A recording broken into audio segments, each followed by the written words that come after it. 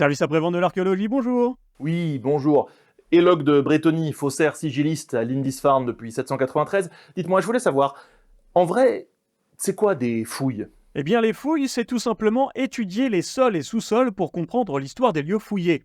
Enfin, tout simplement, c'est vite dit, parce qu'il faut retracer un petit peu l'histoire de la fouille pour mieux la comprendre. Déjà, à l'époque antique, en Égypte par exemple, des érudits recherchaient des monuments, des éléments de décor, de statuaires ou des inscriptions. Loin d'être de simples collections, ces éléments servaient à asseoir le pouvoir des souverains et des familles importantes de l'époque. Et c'est une utilisation qu'on retrouvera en Occident quelques siècles plus tard. En faisant un grand bond dans le temps et l'espace, on est obligé d'évoquer les antiquaires. Et je ne parle pas de ces magasins tantôt poussiéreux, tantôt luxueux, tantôt receleurs. Mais je veux parler des antiquaires de la Renaissance. Cette catégorie de chercheurs qui naît alors que l'Europe se prend de passion pour les héritages antiques que l'on redécouvre de ci de là à travers la littérature ou les vestiges enfouis dans le sol.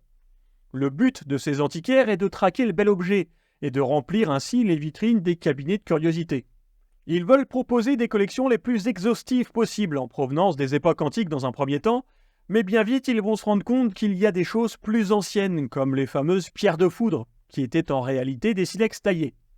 Bien entendu, on s'intéresse à l'objet en lui-même, à sa datation, à la manière dont il a été conçu, ou plus simplement de ce à quoi il pouvait bien servir. Pour résumer, ces antiquaires fonctionnent à peu de choses près de la même manière que les détectoristes actuels.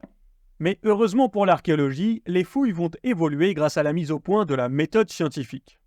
C'est après la Révolution, à l'aube de l'époque contemporaine, que la jeune discipline scientifique va profiter des visions politiques pour s'affirmer de plus en plus jusqu'à prendre une place structurante dans les nationalismes européens. On pourrait prendre en exemple les fouilles à Alésia, commanditées par Napoléon III. Déjà, lors des recherches à Pompéi, les fouilles se structuraient en régions, subdivisions, îlots, et le tout était numéroté. Mais à l'approche du XXe siècle, les courants de pensée nouveaux révolutionnent la manière dont on pense la science, et donc la manière dont on fouille. C'est ainsi qu'on est passé de la tranchée en quête de beaux objets de collection au décapage méthodique. La fouille aujourd'hui, c'est un mélange de sondage pour orienter notre méthode et de grattage des différentes couches du sol. C'est couche après couche que la fouille est menée, car chaque ensemble peut révéler des informations si sensibles que leur position dans le sol est déterminante.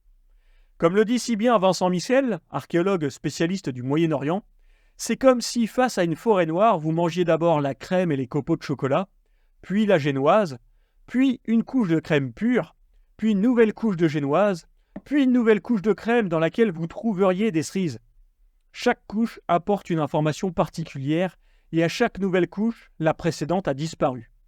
C'est ainsi qu'on se retrouve nez à nez avec le grand dilemme de l'archéologue face à une nouvelle fouille, car fouiller, c'est détruire. C'est pourquoi la fouille, c'est 50% de grattage et 50% d'enregistrement. Car le pire, c'est de passer à côté d'informations qui seront perdues à tout jamais si personne ne les mentionne nulle part. Bien sûr, faut pas se dire que tout est simple et facile, et le bon déroulement d'une fouille est soumis aux aléas climatiques, au temps accordé pour fouiller, ou encore aux visites nocturnes, que cela soit des animaux ou des pilleurs. Et ce qui se passe ensuite, en laboratoire, eh bien, c'est une toute autre et une plus longue histoire. Mais les archéologues, vous êtes obligés de manger les gâteaux comme ça? C'est pas trop galère? Enfin bon, en même temps, ça vous permet de jamais vous péter une dent sur une fève dans la galette, quoi. Oui, c'est pas con comme technique. Mais non, monsieur, la forêt noire, c'était un exemple. Vous n'êtes pas obligé d'appliquer les méthodes de fouille à chaque fois que vous savourez un dessert. Monsieur? Allô? Allô? Une question qui nous vient de monsieur Archie Cashmaster, footballeur automobile à Vannes. En vrai, c'est qui votre préféré entre Indiana Jones et Benjamin Gates? Eh bien, c'est une excellente question et je vous remercie de me l'avoir posée. J'ai donc le choix entre un Da Vinci Code au rabais et un héros kitsch au bon goût de Barba Papa. Mon cœur ira bien évidemment à ce bon vieil Indy, même si, soyons clairs, ses méthodes ont plus du pilleur que de l'archéologue. Mais bon, il lutte contre les nazis, on peut bien lui pardonner quelques écarts. Et puis, il aura eu au moins ce mérite de nous apprendre cette règle capitale en survie. Si on ouvre l'Arche d'Alliance devant vous, suffit de fermer les yeux. Nous sommes nombreux à penser que les tables de la loi sont sculptées en tête de gorgone pétrifiée, mais nous en parlerons un autre jour.